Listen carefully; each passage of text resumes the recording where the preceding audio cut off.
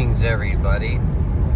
So, I was thinking about cars that I've owned in the past, and I thought I would share the story of my first 3 Mercedes Benzes. For those of you who are interested in car stories.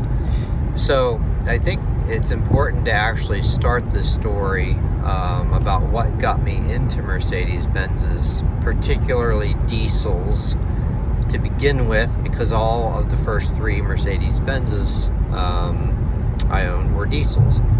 So back when I was a teenager, my brother-in-law got a brand new 300D, and we had gone to visit him, and I went for a ride in it. I was sitting in the back seat, and I was just fascinated from the very minute I sat in the car, and especially the way he started it. As those of you who are into these sort of cars know, you turn the key and you wait for the glow plug light to go out, and then it fires to life with that characteristic clattering sound. And I was just hooked. I just absolutely loved it. And then it even got better when we went for a drive. He took us out on these winding, hilly country roads, and I just remember feeling how stable and solid the car was. And I actually even commented to him, I didn't know anything about cars at the time, but I was able to really notice that, about how strong the suspension was in that car.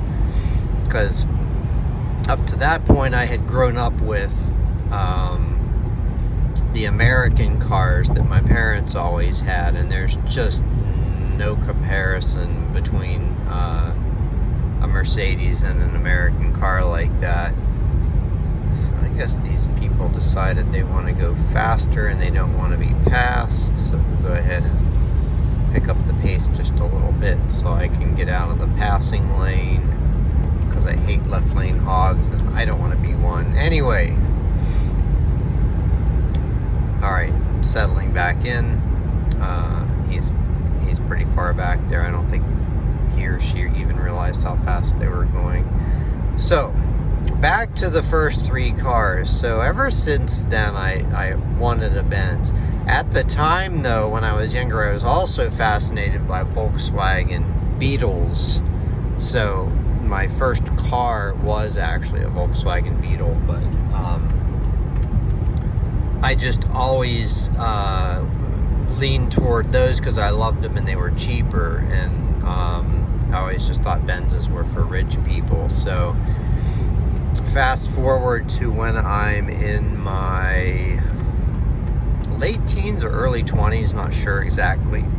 I was living in Michigan at the time, and I saw an ad for a 1970 220 diesel, not running, and it was listed for like $200, and I had a decent job at the time. Money was always hard to come by for me when I was younger.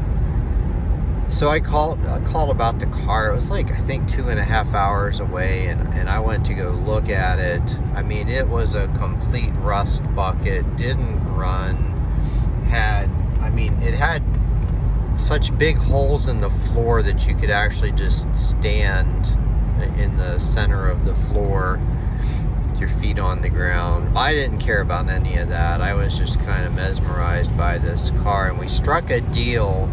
The lady's uncle owned a towing company, I think, and the deal on the car was, I believe, $75 for the car and $100 to tow it to where I lived, or actually where I worked. There was like a big warehouse parking lot, and we were able to keep it, well, actually inside of the warehouse. So by that time, I did know a little bit about working on cars. my friend in college helped me to do like the ultimate revival video on my first Beetle, second Beetle. I take that back, on my second Beetle, I think.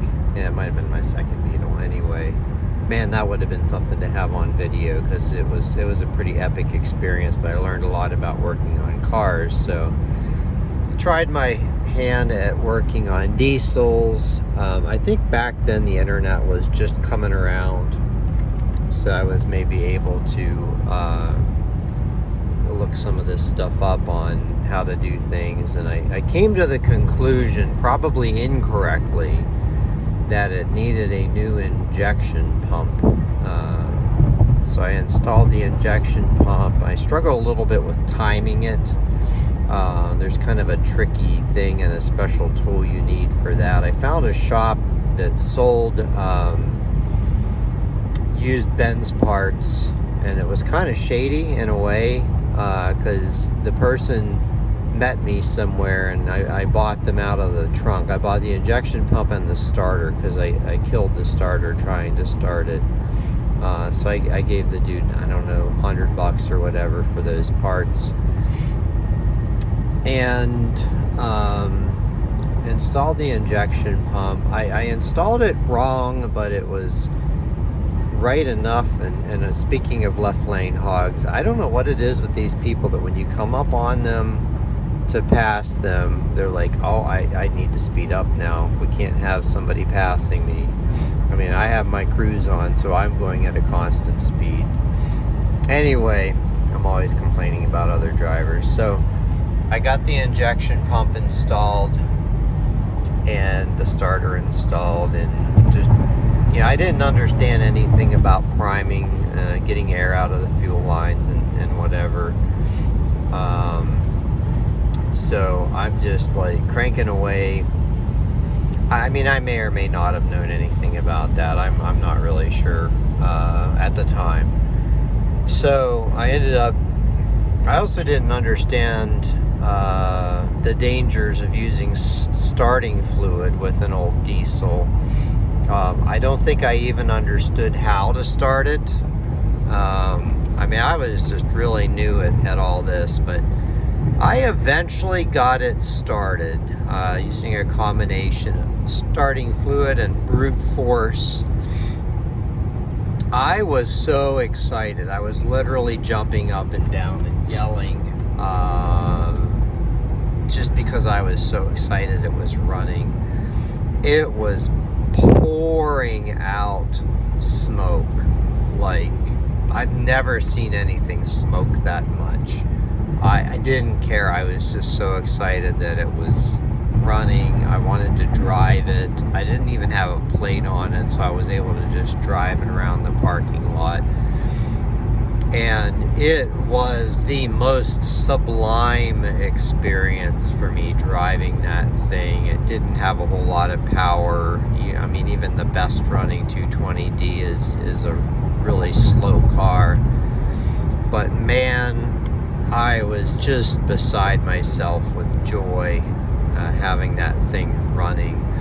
So I think I was only able to drive it one or two more times before it finally died. So there came a time where I had to move it from the warehouse to the apartment where I was staying, and I drove it, it's like maybe 3 miles, 2 miles, smoking all the way profusely. Once I got it to the apartment, it would never start again. And I actually had somebody leave a sign on the window that if I wanted to sell it, or they put get rid of and then cross that out and put sell, you know, to give them a call. Well, eventually I had to move, so I took them up on their offer. So I got most of my money back out of it. I think the whole thing ended up costing me $50 or something like that. But wow, it was just such an amazing experience. I just loved it. So that was my first one. Very unforgettable. I mean, this was a long time ago, and I still remember all of this like it was yesterday, because it was such an amazing experience. So my second one It popped up in a local ad. It was a 1979 300D with an asking price of $4,000. Well, at the time, I had a decent job, not a great job. I was probably making 10 or 12 bucks an hour at the time, something like that. But still, $4,000 might as well have been $1 million. So I saw this car, I got really excited about it because it was the same body style as the one my brother-in-law had, just without the turbo, still the 5-cylinder diesel. His was a 83. So I test drove this one. It had some quirks, quite a few quirks actually, and quite a bit of rust, but it did run and drive. And they allegedly had the transmission rebuilt. It didn't really downshift. I mean, all kinds of things were wrong with this car. The air conditioner, well, I'll tell you more about the air conditioner because that's kind of an interesting sub-story in and of itself.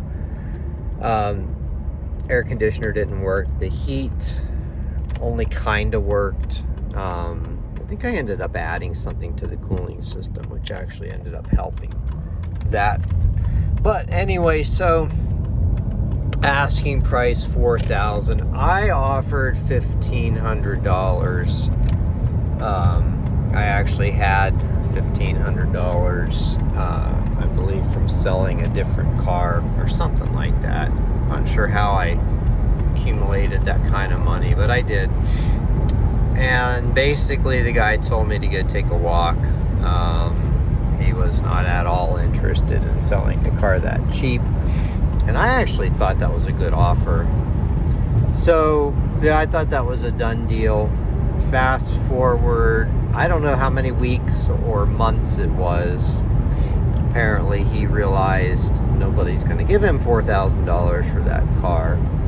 And you see ads like that all the time today where people are just asking absurd prices for their cars, thinking for some reason somebody's actually going to pay that kind of money, and they end up staying for sale for months on end.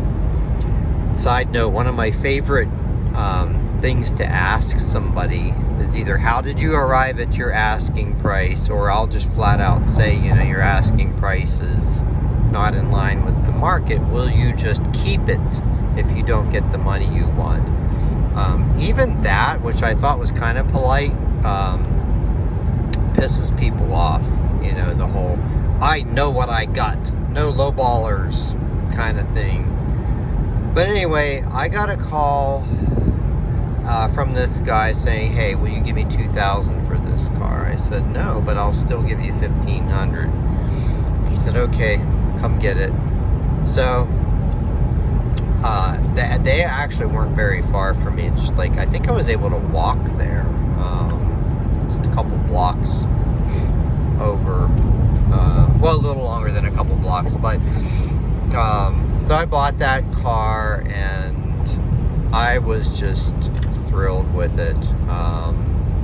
I drove that thing everywhere. I actually didn't really understand the whole dynamics of rear-wheel drive in the snow one time, and I didn't understand about snow tires at the time, and was getting on a highway on-ramp and did, I believe, what was a 360, and was able to just continue going straight and proceed. But that car had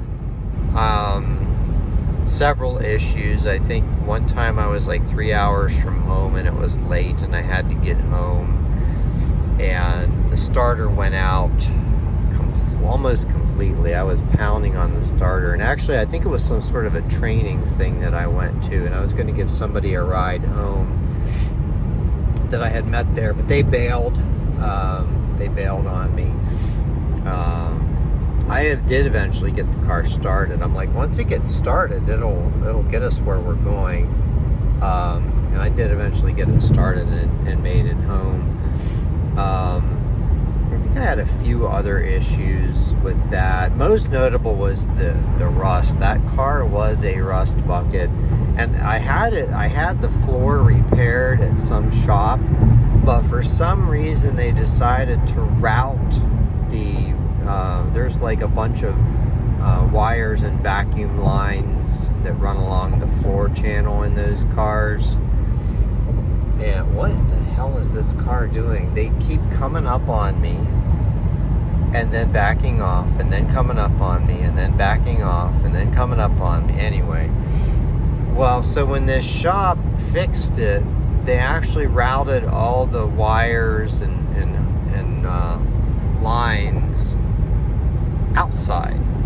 So basically you had the floor patch, but for whatever reason they just left everything on the outside. So I took it back and complained about that. I don't know exactly what they did. They may have had to cut that out and re-weld it. It must have been good enough to pass the state inspection. Either that, or that was back when you could go get an inspection sticker without really getting an inspection. There were some places that did that. They eventually got busted and lost their inspection license. All right, what's this car going to do now? Okay, so now they're passing me. Maybe. Watch, they're going to cut me off. Almost guaranteed. People who do that, they just like jump right in front of you and slow down, I'm gonna guess. Yeah, there's a lot of nutty drivers on the road. You really got to be very proactive with these people. I don't know what is going on. You know, a lot of times the people that have the dark tint are also the worst drivers. I don't want to hold the camera up while I'm trying to pass them. I don't know what's going on with these people. That person's probably on all kinds of drugs and doesn't even realize they're driving on the highway. So I sped up a little bit to pass. Maybe I'll get away from them because I don't know. Some people just really make me nervous on the highway, and they have no business driving. Anyway, that's not part of my story. So I ended up driving that car for at least 3 years. You know, it's interesting, side note on this car, which is the spiritual successor to my third Benz. Let me just back that back down. You can't even tell when you're going that kind of speed in this car. I ended up giving it to my friends who were in need of a car, and they had absolutely no money to buy a car. So I gave it to them. I either gave it to them or sold it to them for $500 on payments. I actually don't even remember. I had everything, you know, working on it, but they were able to drive it for a year or 2 or 3, not even sure. And then it needed a radiator or something, and they actually couldn't afford the radiator, so they had to sell the car. They asked me if I wanted it back, and I actually went out there to visit them. They lived in Indiana, and I drove it, and I was like, yeah, I was done with the car when I sold it to you, and I'm still done with it. But it was, you know, it was a cool experience. I really enjoyed driving it. The odometer didn't work, so I have no idea how many miles were on it or how many miles I put on it. And then that leads me to my third Benz. So I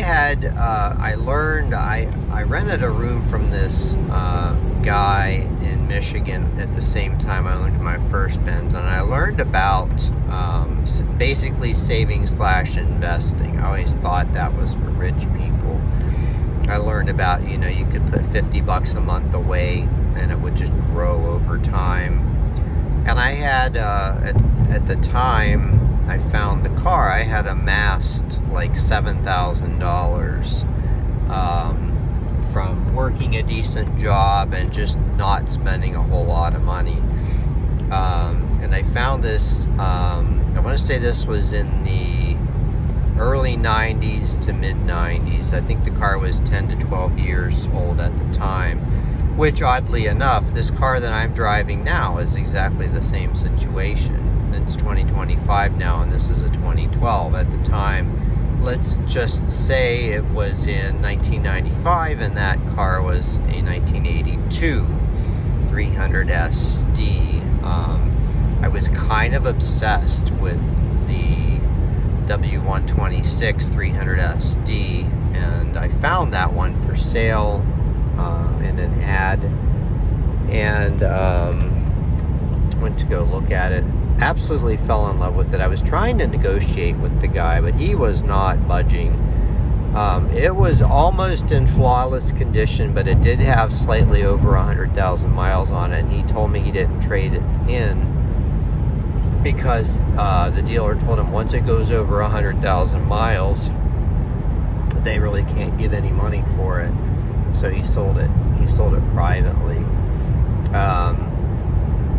And he ended up, I think, putting a new battery in it right when he had it for sale. So I negotiated the sum of, I think, $50 off the price of the car. I got it for $69.50. But I told the guy, this was something that kind of stuck with me. I told the guy, you know, I've got to wipe out my entire savings to buy this car. And he said it's all a question of priorities. Well, at the time, my priority was to buy that car. And, you know, back then, and I mean, even to some degree today, you know, German cars tended to have designs a little bit ahead of their time. And that car looked like it might as well have been a new Benz. I mean, it was in beautiful shape. I later found a little rust hole by the jacking point, which I had fixed. Oh yeah, it just reminds me of another story on that. I think it was $300 to get that fixed. And I was absolutely paranoid about driving that car in the salt. I mean, I still have that a little bit today. I'm not quite as bad as I was, but so I had that car for me a long time, 5.5 years, I think. I eventually sold that to a friend as well, but for the first 2 or 3 years, I had absolutely zero problems with that car. It was so reliable because it was very well maintained when I bought it. And, you know, I just did the regular maintenance on it and whatnot. But man, you know, that was the kind of car that I would get out of and look back at the car, because I was just so proud of it. But you know, it's funny, I never actually loved the way it drove. The W126s were never as sharp as the W116s, which I hadn't owned one of those at that point. But anyway, you know, I mean, it was still a car I really enjoyed, and probably ended up putting maybe 50,000 miles on that car over the time I owned it, something like that. And it did leave me stranded once. I actually had it at a shop to do some other things, and I specifically asked them to check the water pump on that car, because I suspected for whatever reason there may be an issue with the water pump. They said, no, the water pump's fine. And the very next day on my trip back home, the water pump went out on that car. Oh, I was so pissed at them. I mean, yeah, in retrospect, things like that can happen. They probably could have just replaced it, and I would have been fine with that. They could have said, yeah, we see this water pump may leak, But yeah, I was kind of unpleasant about that, even though it really wasn't their fault. I mean, anyway, that was a long time ago, but I still, everything around these first three cars, I remember so vividly. It's kind of wild how cars, for me, just enhance the whole life experience. I guess, you know, if you're a car person, and especially to the point where you've made it this far in my video,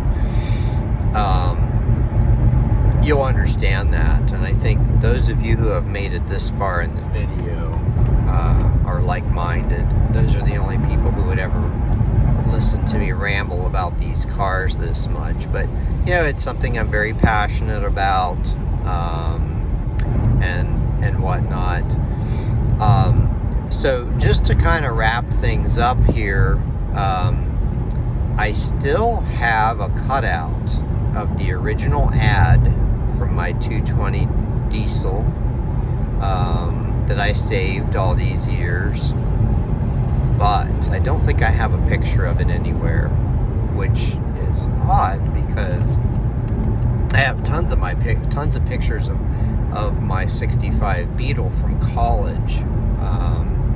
But I guess I just never took a picture of the 220D. I do have pictures of my 79 300D and of my 82 300 SD. So it's cool. I get to look at those once in a while. All right. That's the story of my first three cars. If any of you also have similar videos that you've made or want to make one, yeah, share it down in the comments with me. All right, have a great day, everyone.